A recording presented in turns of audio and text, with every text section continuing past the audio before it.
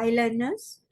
So today we'll be discussing about various industrial control examples. As we have already come to know that what is control system and why the study of control system is necessary. Then we had done the examples of open loop and closed loop control system. Then let us elaborate some industrial applications of the control system within this lecture.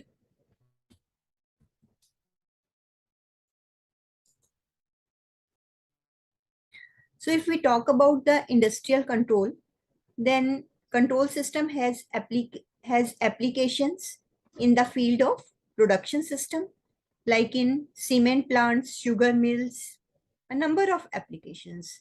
In the industrial processes, like control of temperature, flow, pressure, speed.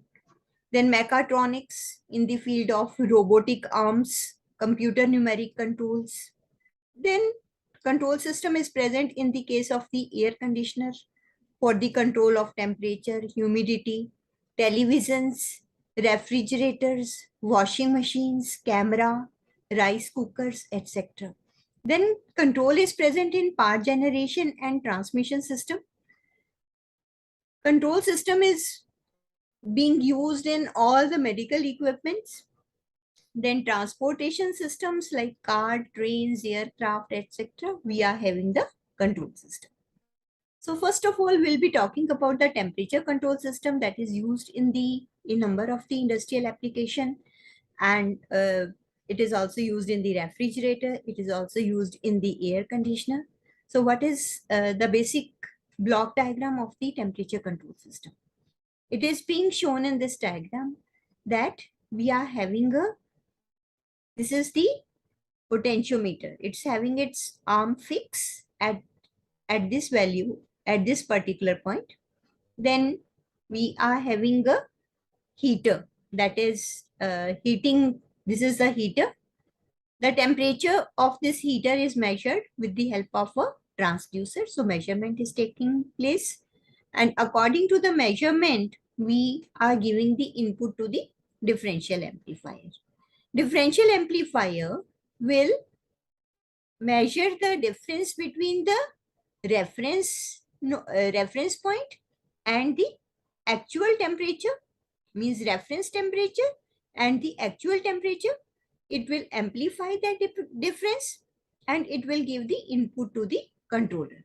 This controller will produce the corresponding actuating signal on the power amplifier, and as a result, the current input to heater will be increased or decreased so as to increase or decrease the temperature, because heater is basically using the heating effect of electric current. So more current through the heater means more heating effect. So more error between the reference and the actual temperature will result in more input to the controller, that will result in more output of the controller, that will result in more current flowing through the heater. So this is the basic block diagram of the temperature control system.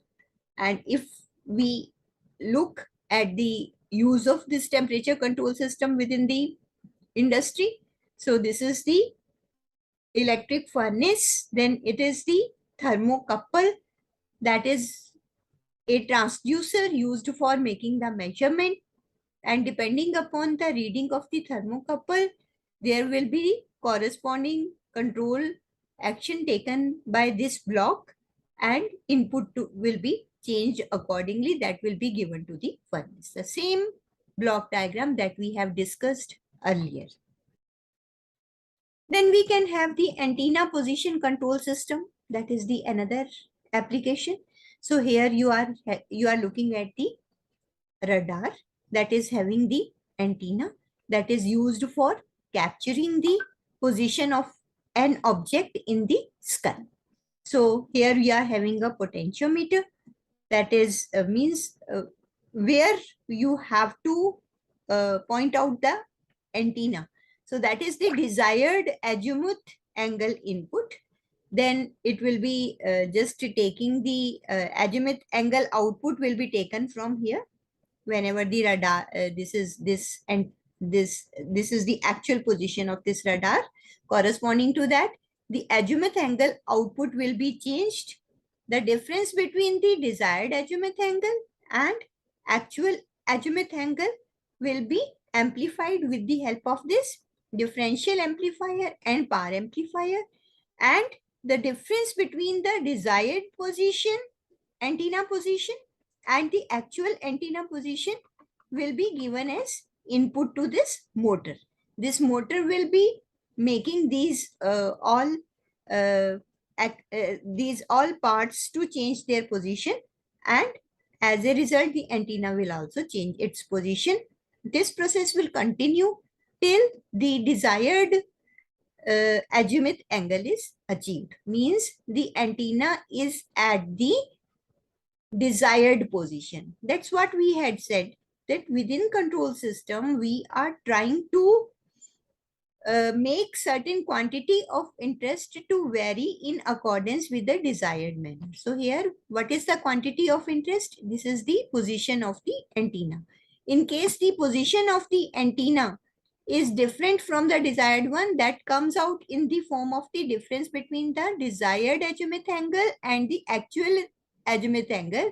Then that error signal is amplified with the help of this differential amplifier, and the motor is getting the corresponding input so as to change the position of the antenna so as to bring it to the desired position. So this is another application of the control system, that is, it is used for the antenna position control.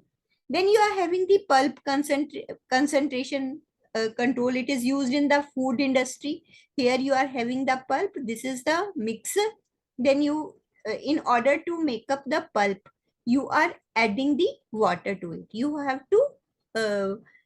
have to control the concentration of the pulp with the help of this controller. So for example, RT is the desired consistency of the pulp. Then this is the controller. This is a consistency measuring device. So it will give you the actual consistency, because here you are having the pulp, here you are having the mixer, and water is being added to it. So the resultant pulp will be present over here. And the consistency of this pulp is measured with the help of this consistency measuring device. It means that this is the actual consistency. YT is representing the actual consistency of the pulp. RT is the desired consistency of the pulp. The difference between the two will be applied as input to the controller.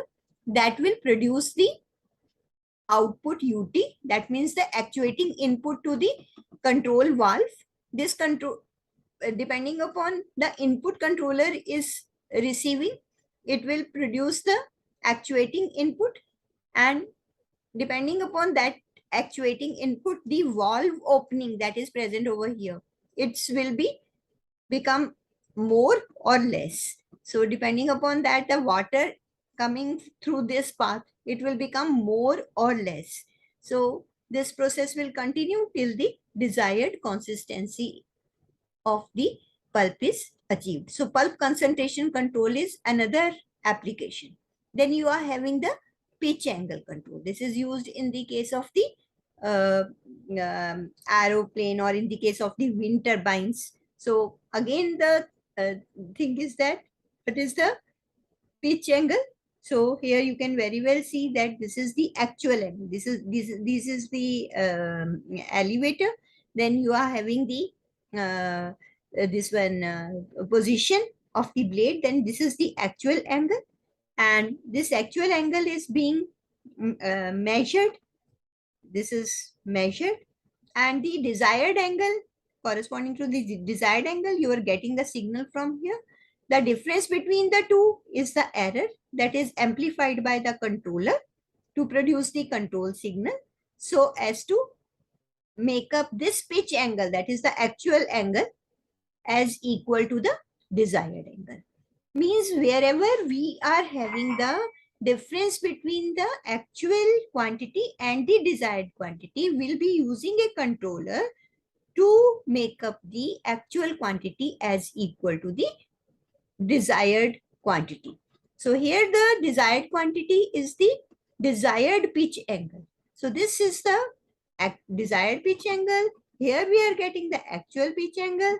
The difference between the two is given as to the controller that produces the control signal, and this control signal is applied to the hydraulic servo valve. So this valve will change its position so as to make up the actual angle as equal to the desired one. So this is another application.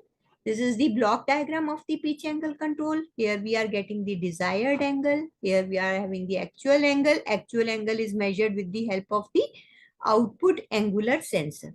Here, this is the comparator that is producing the difference between the actual angle and the desired angle.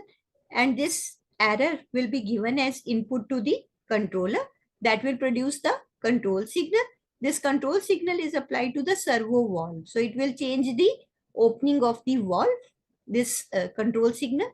This output of this valve is input to the hydraulic cylinder that will just produce the force on the, change the force on the elevator so as to make up the actual pitch angle as equal to the desired one. So this is the another application again, and this is the actual diagram of what is happening for the pitch angle control, and this is the block diagram of the pitch angle control.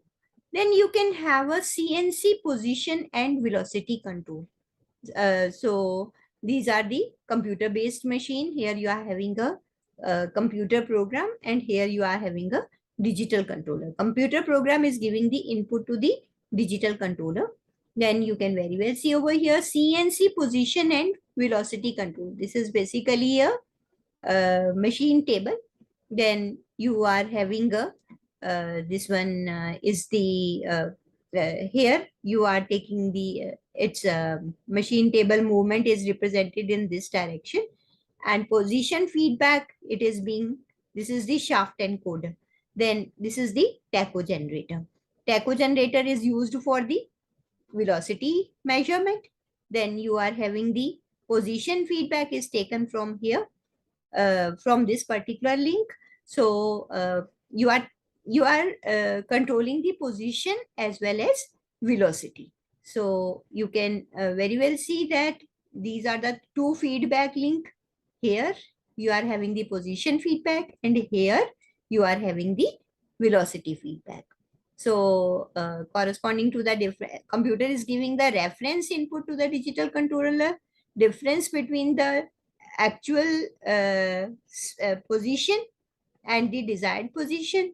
It is being given to the digital controller that will give the input to the power amplifier, and corresponding input is received by this servo motor so that the position and velocity are brought to the desired value. So here you are having a DC servo motor that is used, that is responsible for this machine table movement. So at what is the position of this machine table, that is measured with the help of this link. Then you are having what is the velocity with which it is moving, that is measured with the help of the tacho generator. So this overall diagram will make up the position and velocity at the desired value by making use of the controllers. Then you are having the thermal power generation. Within the thermal power generation, you are using the power of the steam so as to make up the turbines to rotate, which are connected to the rotor of the generator, that results into the production of the electricity. So thermal power generation is basically within this process we require desired temperature, desired pressure, oxygen, and electric power. That is, this is the computer that is giving the desired value, and here it is measuring the actual pressure, temperature, oxygen. And depending upon the difference between all, the actuating signal is being applied. You can very well see over here. These are the measurement boiler. Here, these are the actual quantity, and these are the feedback link that it is receiving. Oxygen pressure and temperature measurement. These are being shown over here. Here it is. These are the oxygen pressure and temperature measurements. You can see. So from these measurement, this is the first feedback, and then you are having the second feedback. Here these are the feedback, and then you are having the power is also, electric power is also being controlled. Actual power of the generator is taken as feedback from here. Then you are having the computer that is applying the input to the speed governor. So depending upon the difference between the desired pressure, temperature, oxygen and electric power, and the actual oxygen pressure and temperature measurement, it will, this computer is basically working as a controller. It will produce the control signal on the speed governor so as to bring all these value to the desired position. So this is the application of the control system in the thermal power generation. Then you are having the SCADA. SCADA is what? This is supervisory control and data acquisition. This is the overall, you can very well see over here that within this SCADA control, this is the latest application of the control system in the field of the power system.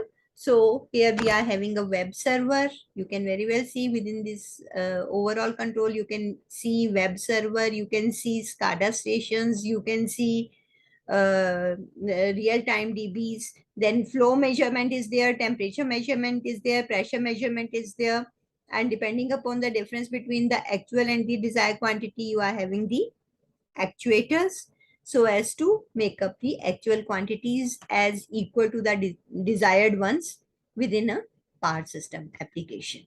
So this is the latest example of the control application in the field of the power system.